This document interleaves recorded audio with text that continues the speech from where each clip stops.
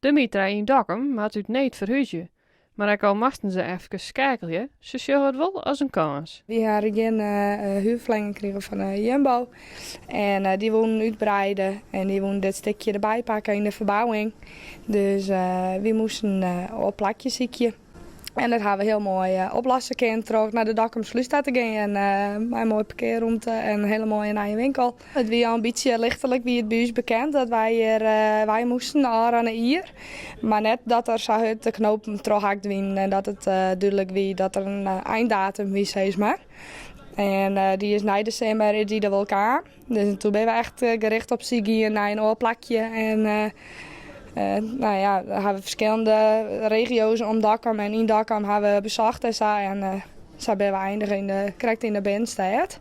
Klanten reageren verschillend op het nieuws dat de winkel verhuizen zal. De ene zei dat ze het altijd hard, denk ik natuurlijk. De ene zei, nou ja, je bent nog maar door bij mij. En de andere zei, nou dan maak ik aan het de binnenstad. Hef, verdorie. Dus ja, dat is natuurlijk altijd hard, die meningsverschillen. Maar over het algemeen ja, is het schande dat we hier wij gaan. We zijn naast de supermarkt die 2-in-1 combinatie. Maar onze vaste klanten die hebben dus beloofd om er om te komen.